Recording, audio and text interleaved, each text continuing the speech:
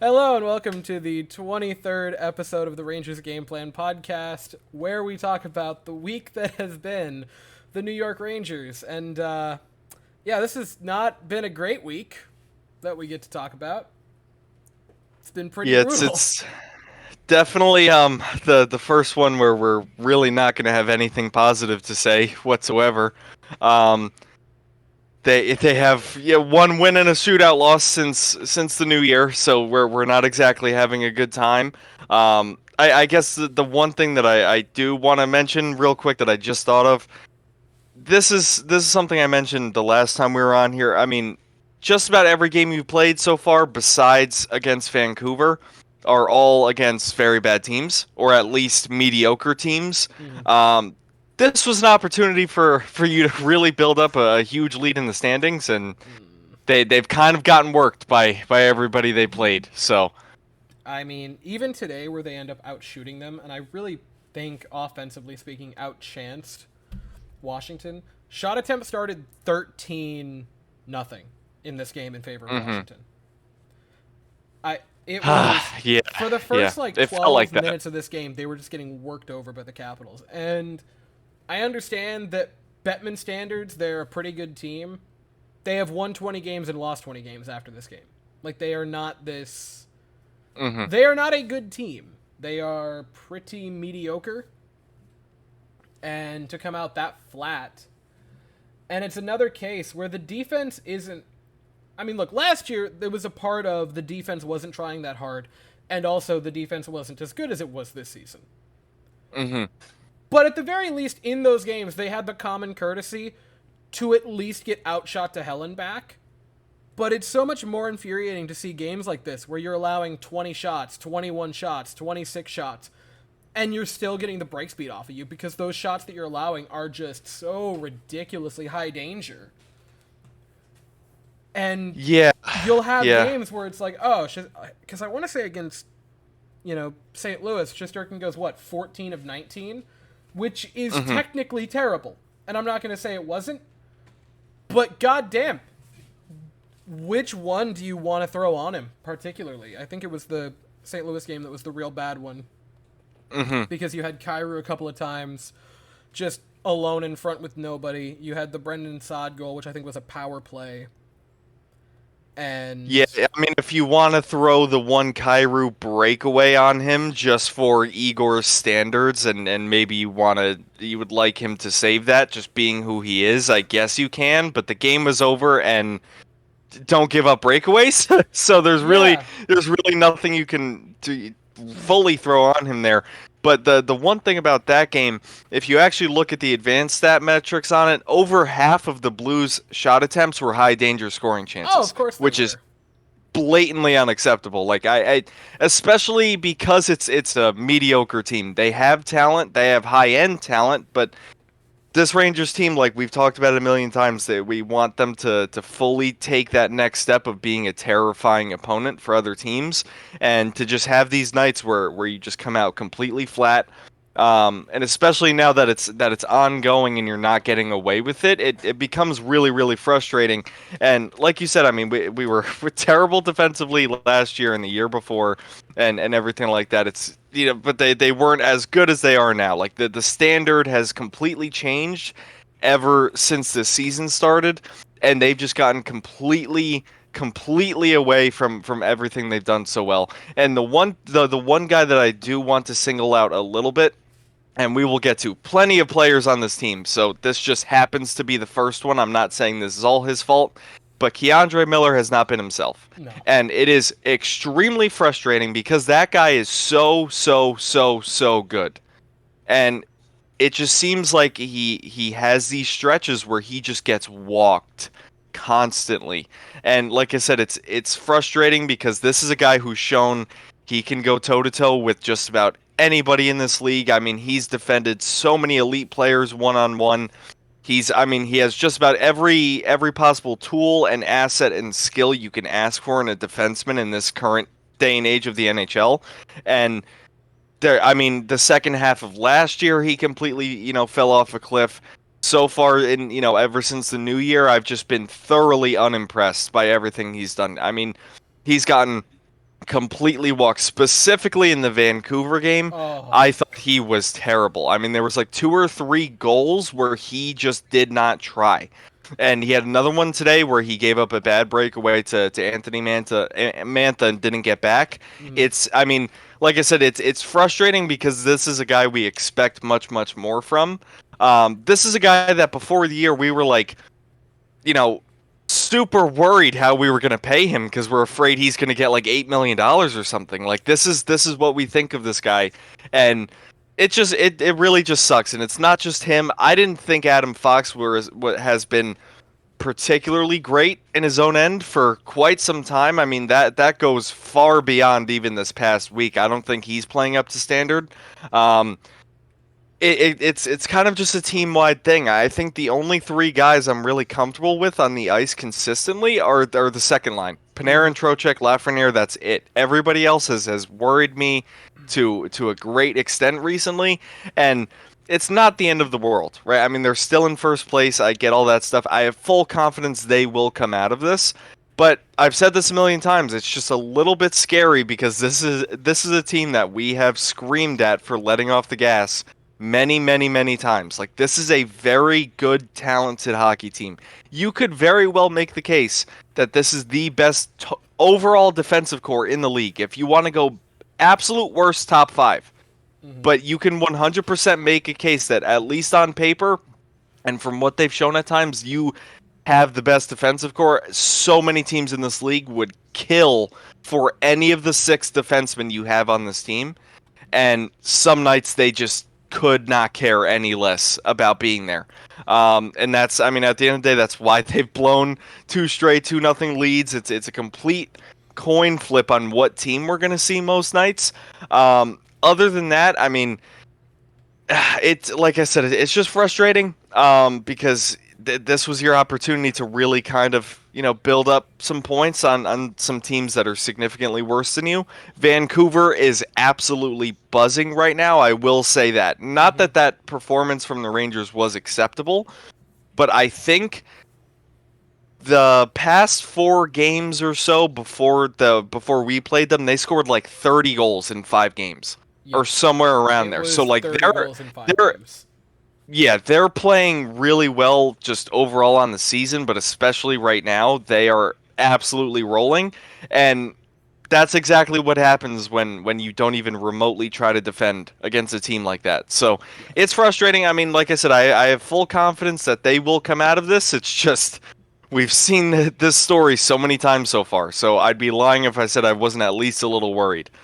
I it's funny that you bring that up, and I'll talk a little bit about the Vancouver game specifically with Miller.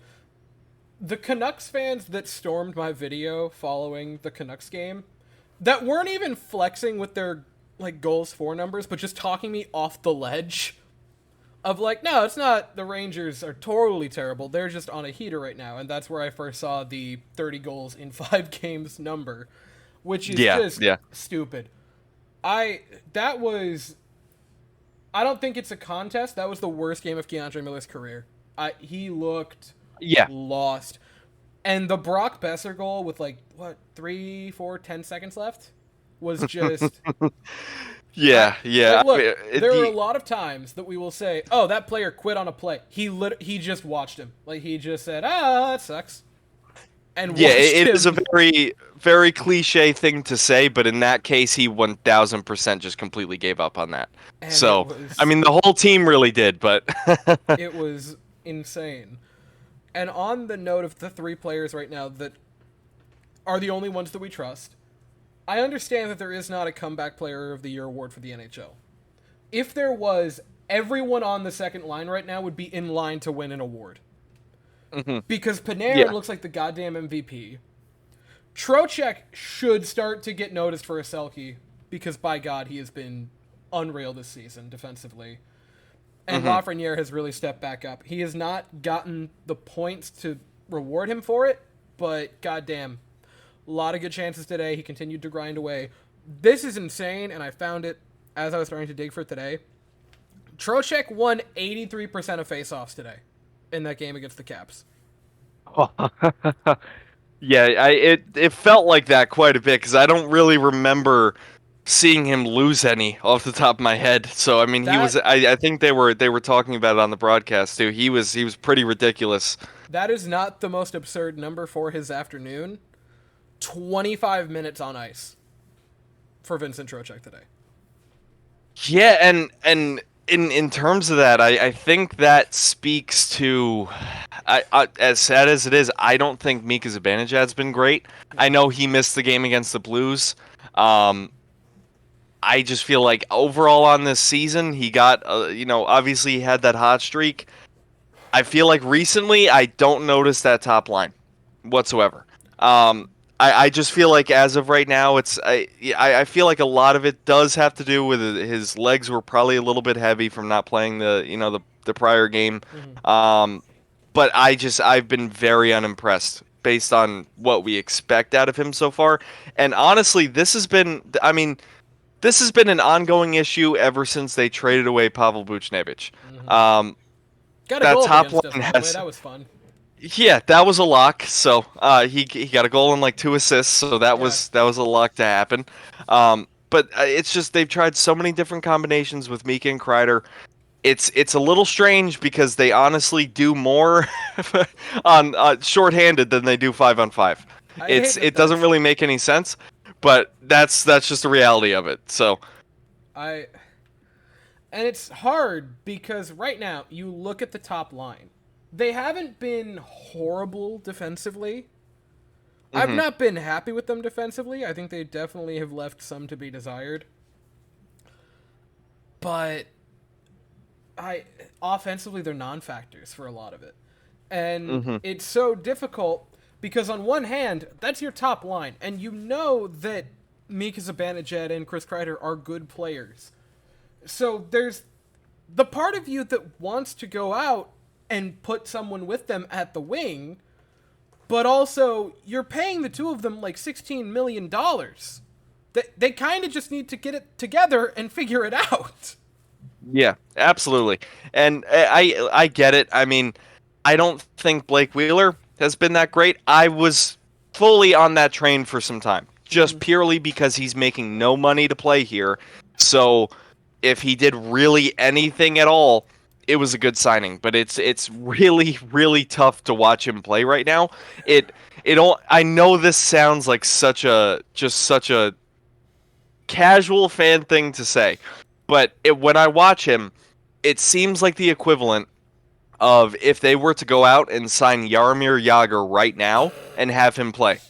Like he has such lackluster skating ability, and he can't receive passes cleanly. Like it's rough right now.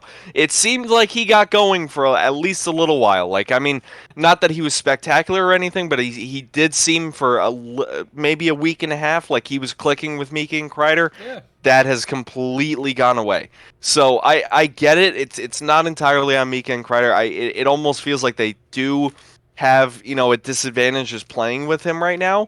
But they've gotten some time with Will Cooley as well. Not that I've been impressed with Will Cooley, but was I necessarily expecting that line to take off once he was on there? No. It kind of goes both ways. Like they do need a good line mate. However, like I said, they've tried a million different combinations with them. They had runs with 2 future Hall of Famers last season, and I wasn't really that impressed by them. So at some point, you kind of have to look at them to do a little bit more. And like I said, this has been an ongoing thing for 3 years now with them, where they will have streaks where they are very, very good, but it's just nothing too consistent. And for Mika Zibanejad, we have screamed at him so many times for just not looking like himself, because he can, whenever he feels like it, he can be a top 3 two-way player on the entire planet.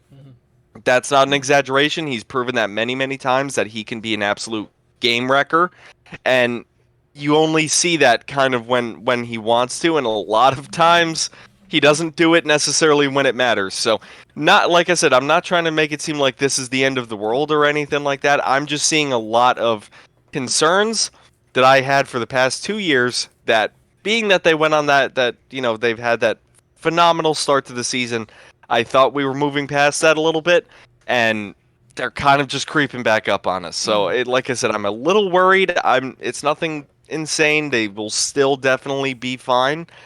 It's just we're looking for them to kind of put all the dirty laundry away and take that full next step, and that obviously has not fully happened yet. So, Very much not. And it's incredibly tough because you have this is an important season. Again, players are not getting younger. You have players who are going to come up for bigger contracts soon.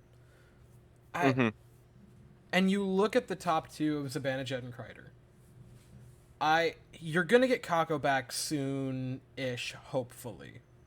Is sort of I think tomorrow. Tomorrow? I'm not sure because I believe he got out of the non-contact jersey on Thursday morning. Yeah. So he didn't travel with the team. I think if he did travel with the team, he probably would have played today. If not tomorrow, definitely the next game, just based on what they're telling us, because he practiced with the non-contact jersey. Usually once that happens, he's just, right back in. So You have until March 8th to figure out if Kako stays or goes. yeah. Because you've had him on the first line in the past, and he's had moments where he's looked good.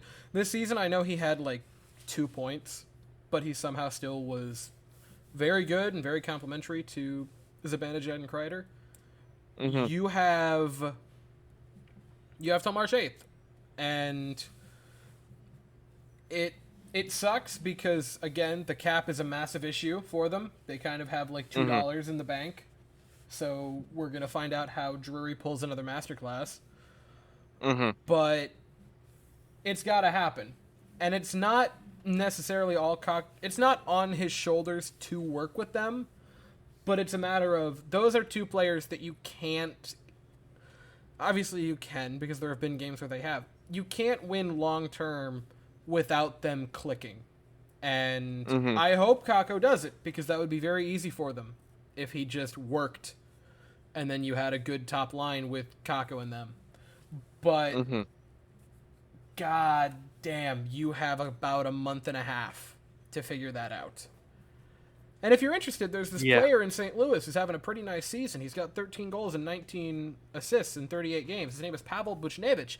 And if you wanted to trade for that guy... Yeah, listen, I would be all aboard on that if they could figure it out, because honestly, if you can add him to this team, I immediately fully believe that we're the top contender, just because that would 1000% unlock the top line, which at that point, what else do you need, right? It sucks. I mean, I will say a little bit too. The Rangers have dealt with a lot of injuries so far this year, and they've won in spite of that. I guess right now is the only time where you're really missing those guys. Obviously, Mika missed the game. You're still missing Hedel. You're still missing Kako. As much, at flack as we've given Kako, he's still a great, great, great defensive player. I know that's what we didn't draft him for. You obviously want him to be a high-level scorer, but he is a valuable asset to this team. And especially when they're struggling this much defensively, that is a guy that 100% does make a difference in that department. But I mean, it sucks, right? Because like you said, they have about a month and a half to figure out what they're going to do with him. I know really the only spot for him to go once he is back is on that top line. So we'll see what happens. I know as far as advanced stats are concerned, Kreider, Mika, and Kako are like one of the best lines in the world. But for me, I don't care unless they start producing 5-on-5 like that.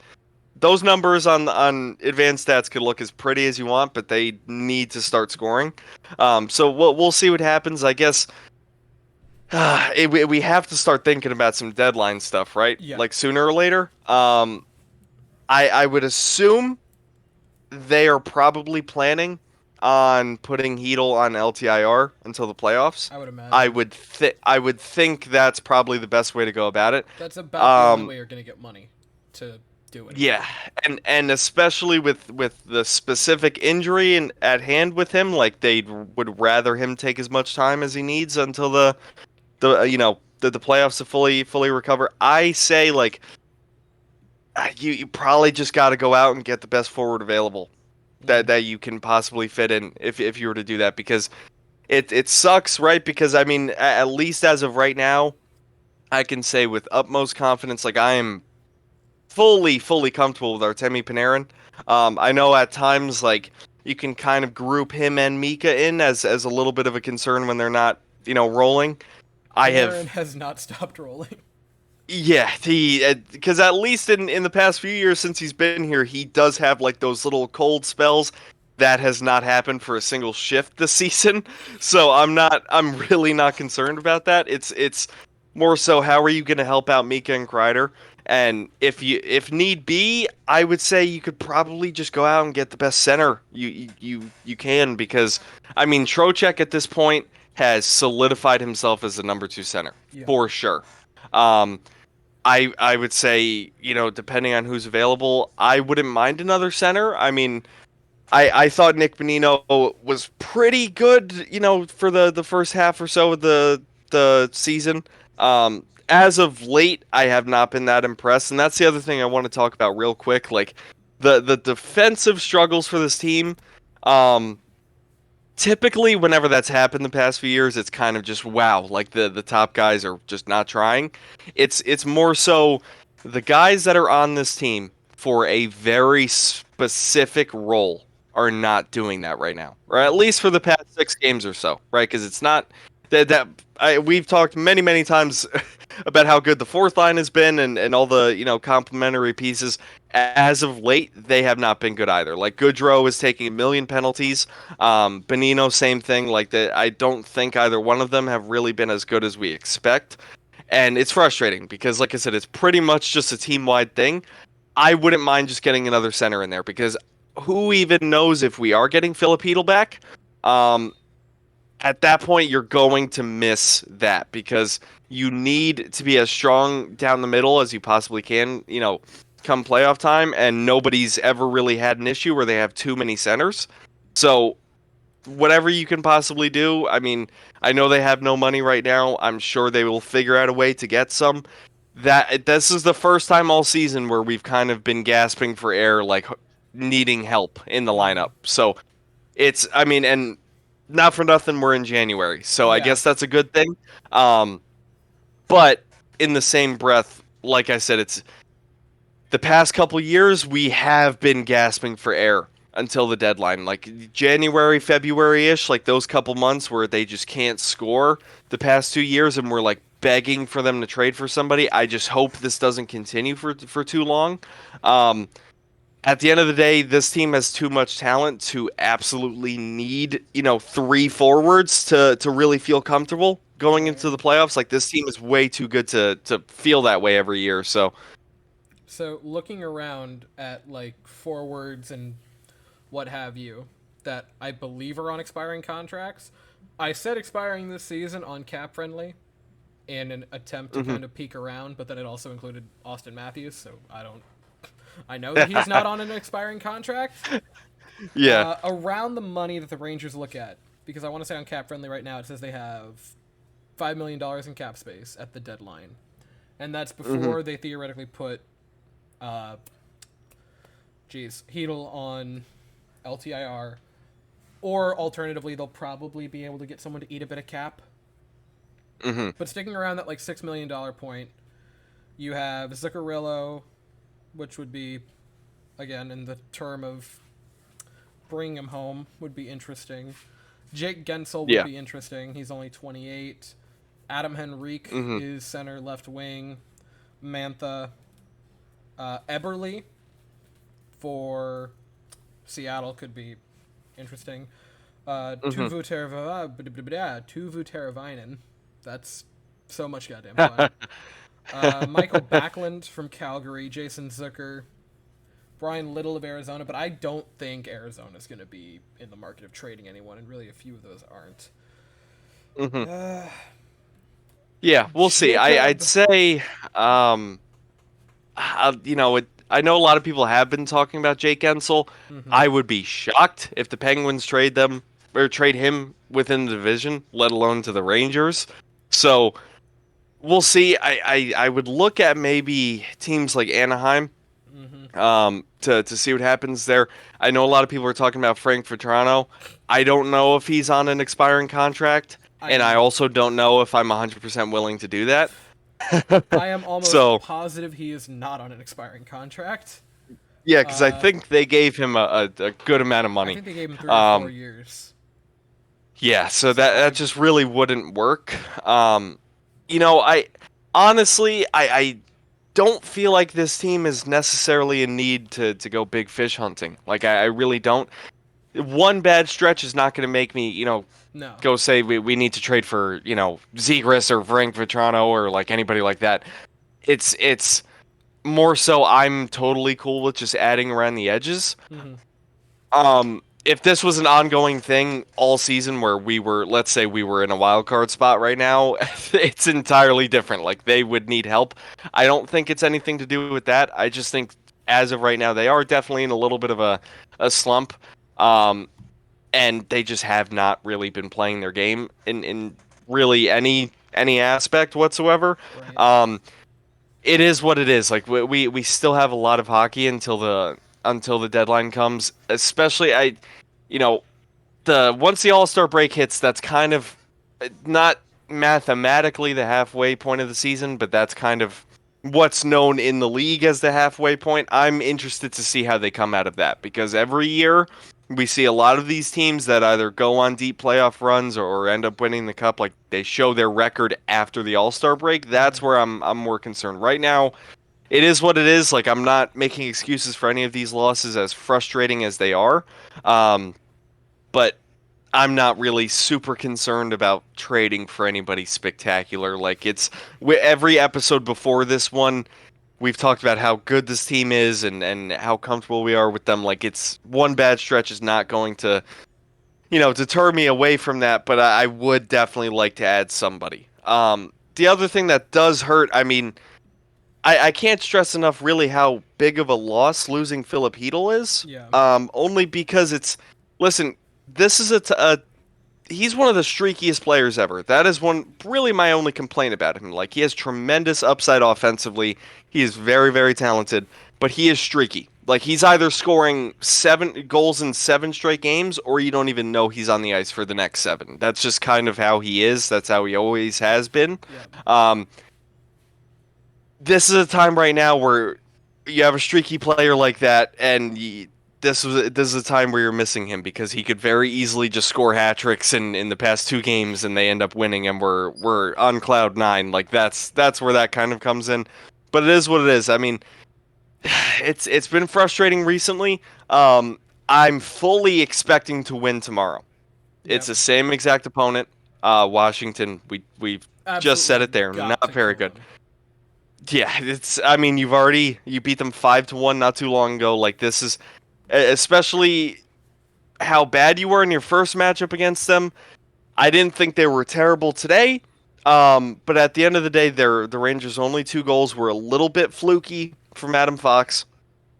They really didn't generate much outside of that. You had a few great saves by Charlie Lindgren. That were all from the second line. Like it didn't really come from anything else. I can't remember the last time I've seen that second line in their own zone. Like they're kind of just always, having like minute and a half shifts in the offensive in the offensive zone every game. Like that's kind of just what they are. Everybody else though, I'm definitely pretty concerned. The power play has fallen off like a little bit. I think they're still statistically the best in the league, but I just, for example, today, I mean, they really didn't impress me too much. Other than that, I mean, we've done a lot of complaining for good reason. It is not the end of the world. Like I said, they're still first place in the division. That lead has decreased significantly, but they're still a very good team. And just being that, I genuinely feel as though you've gotten goalied like 3 times this week. It's definitely not that bad. Like Sam Montembeault was, I've never seen him play that well before. I mean, he was outstanding. Binnington, and he was phenomenal in that one. I think the Rangers probably lose that regardless of how Binnington plays, just because they took like 9 penalties and played horrible defensively. Yep. Other than that, the offense, I'm really not concerned about trading for like David Pastrnak. Like I'm just concerned about fixing whatever the hell the defense is doing, Yeah. and that'll just about be it. So I have one name that I'm scrolling through popped up, and it's interesting to me, and I'm going to throw it out to you for a possible trade. Anthony Beauvillier from Chicago is a name, I wouldn't hate it. because I think if you go for him, you're getting a complimentary piece that you could throw up there on the first line. I think you also could snag away a defenseman from them. Not saying that we need defensemen, because we don't. Mm-hmm. You have 6 defensemen that I am very comfortable with. But for the reason of, I don't know if you're aware of this, Evan, but in the Stanley Cup playoffs, it's kind of legal to kill people. Yeah. And usually you get injuries that pile up on each other. Yeah. There's typically a lot of broken bones that time of the year. Yeah. So. And usually my favorite game of the NHL season is like the game within the game, which is the day after the Stanley Cup ends and all of the player injuries start to pour out. And it's like, oh, this guy that played 27 minutes in Game 7 of the Stanley Cup final. Yeah, he had 2 broken feet, a broken leg, his shoulder was knocked out of socket 7 times in the playoff run, and he had a broken femur. But, you know, he still played 22 minutes a night for the entire run. Yeah, Mark Stone broke his hand and scored a hat trick in in the Stanley Cup winning game. Like it happens every year. So, but with that, you can get a defenseman for the portion of you're gonna need one, like just straight up. And if they don't do that, the first injury you get, you're moving Gustafsson up to fix wherever the injury took place. If it's Miller, if it's Fox, if it's Lindgren. And you're probably letting the bottom pair be Schneider and Zach Jones. yeah, which I'm out on, by the way. Like, I think Zach Jones is a good player.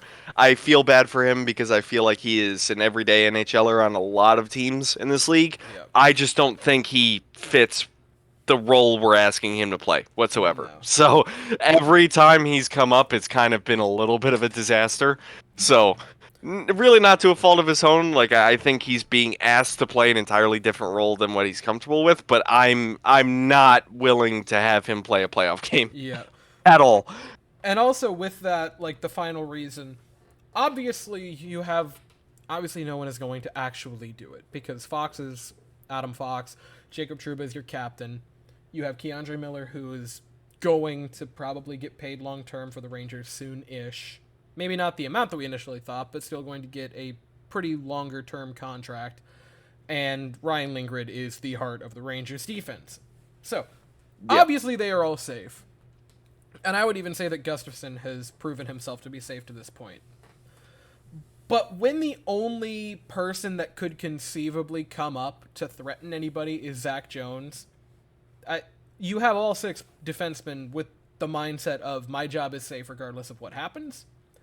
And it would just possibly be kind of nice to have a player down as that 7th defenseman that you could either run the 11 forwards and 7 defenseman line, kind of like which is what Toronto's been doing recently, to potentially give forwards a night, or where you're not,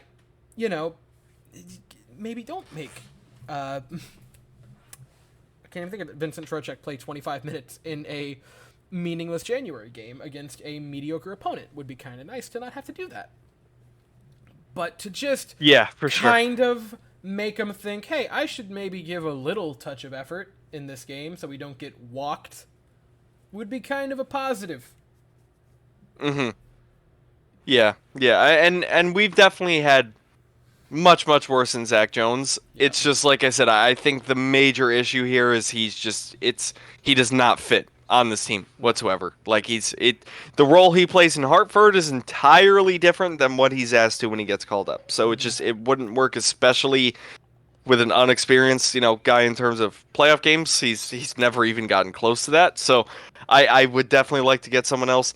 Other than that, I mean, like I said, it's just it's frustrating just seeing these games happen. I'm not fully worried. I'm not, calling for anything major. It's just these are guys that we have gotten on for letting off the gas so many times in the past, and it's happened for about a week and a half now. So, like I said, I'm fully expecting to win tomorrow. I think they easily should have won today. I guess that's really the only one that I do want to fully break down, because the other ones I thought were just a complete mess. Like we don't have to go really goal for goal on any of them.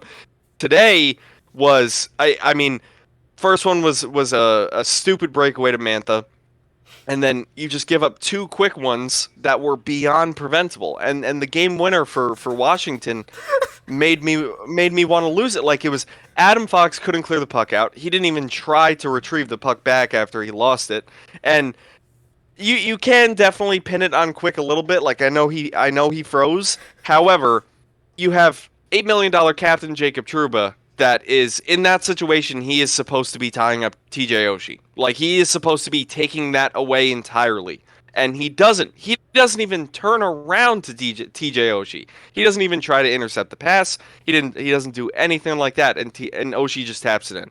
And I know Quick probably should have slid to the other side. I honestly think he thought that the Oshie was tied up, and maybe that pass was going to go wide or something like that. Like, in that situation, in Quick's mind, he's just trying to play the potential shot from Dylan Strome there, I believe, and that it was just a mess. Like, especially being that you just gave up the tying goal, you would expect them to lock in a little bit more, and they didn't. And after that, they had a couple chances to tie it, but I was like, wow, they literally got lazy and threw 2 points away. Yeah. That's what happened today. So that was the TJ Oshie goal.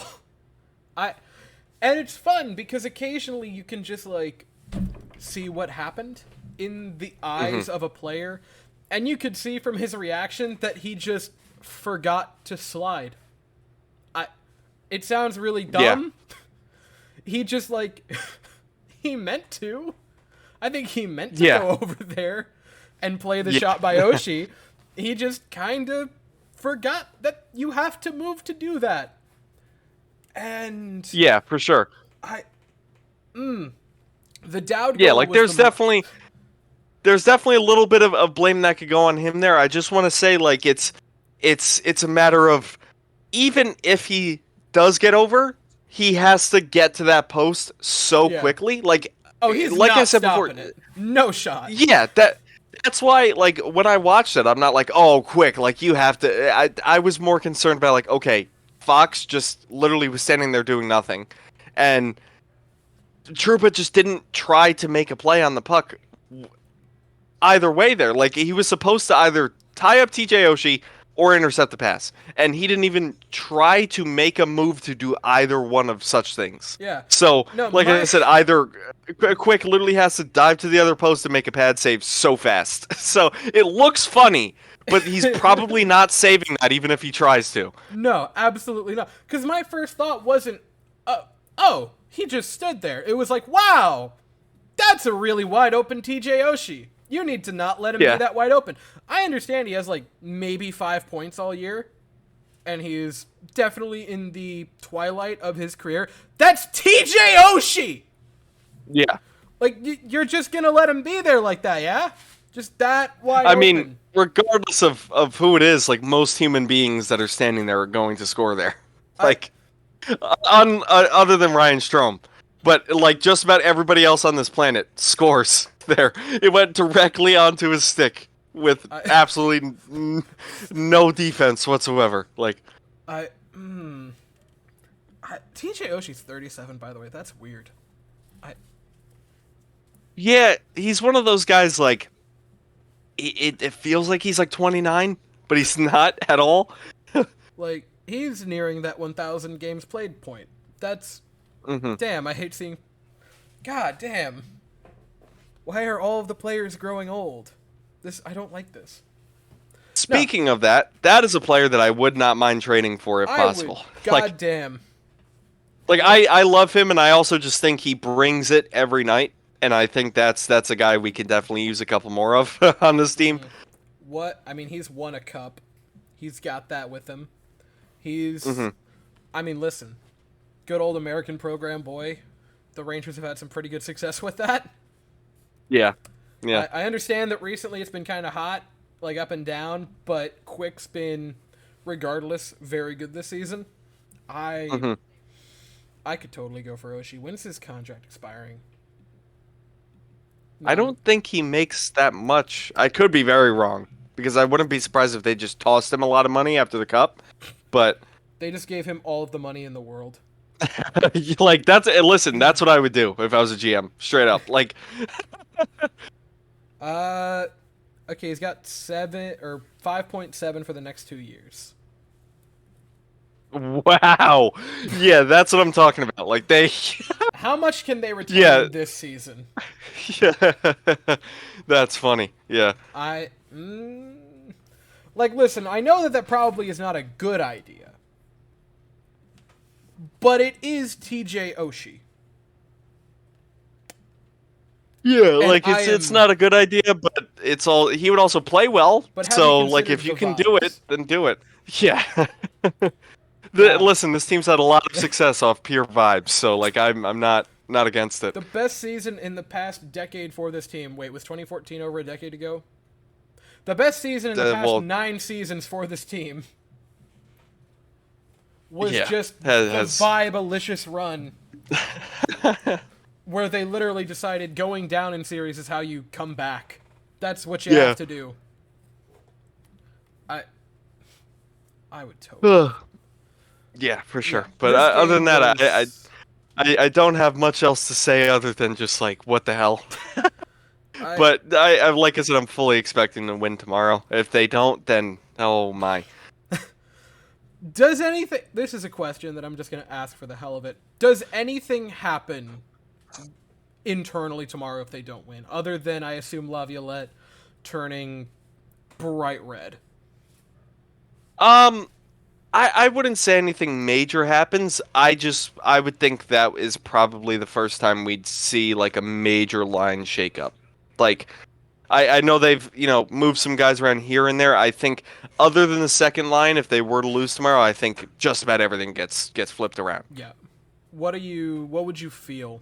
Like, where would you want to throw them tomorrow if they, again, somehow lose? Um I mean, it's a little tough just because this isn't like the full lineup. Like there's a lot of Hartford guys here right Yeah. now. I would just say you do something weird, like you put like Brodzinski and Cooley on the top line, and just break up Mika and Kreider, and then just about everything else can kind of stay the same. Or like if you want to throw VZ up there, you can. But I just think like if something has to happen, it's got to be just breaking Mika and Kreider up. Like especially if they're struggling a bit. I just say try something entirely different up there, and then you really can't even change the line like the D pairings because we know how good they can be. So you kind of just have to yell at them until they get back to that point. Like you don't. There's really no point in switching those up.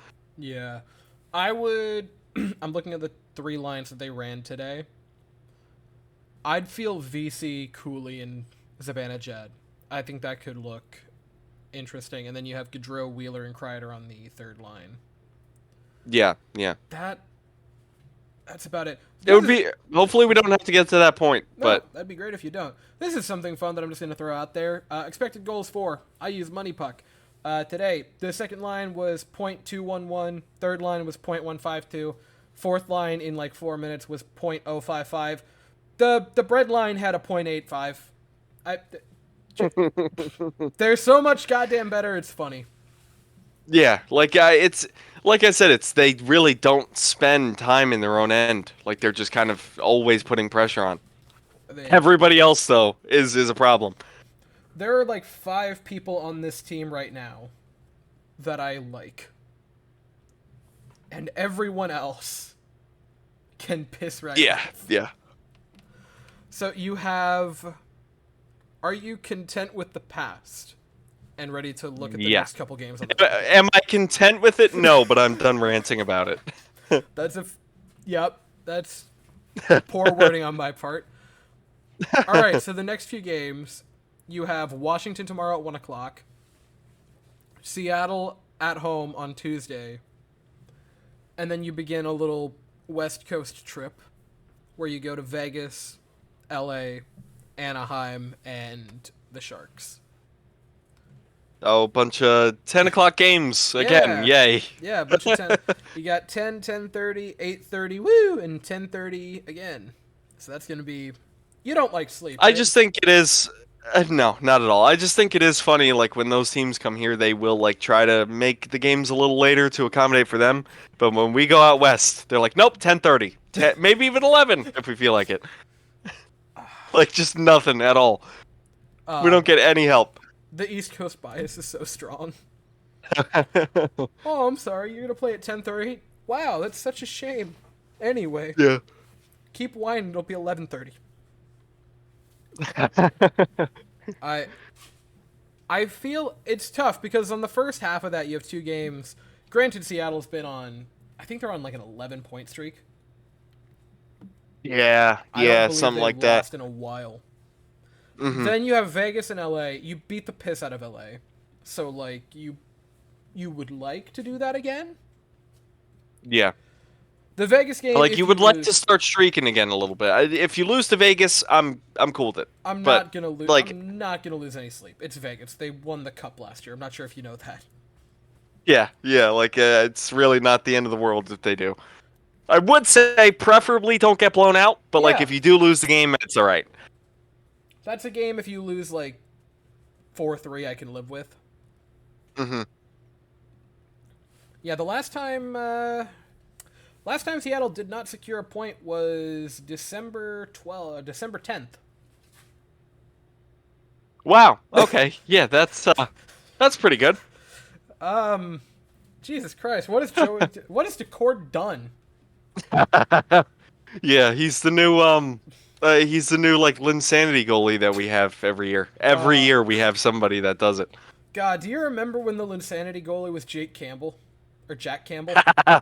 Yeah, and he's not doing so hot. He's not even a starter in the AHL right now. So that's fun. Is he even still in the AHL? I believe so. I just know the last update I heard on him, he lost his starter job with the Oilers minor team. So God, I thought he might have gone down to the ECHL.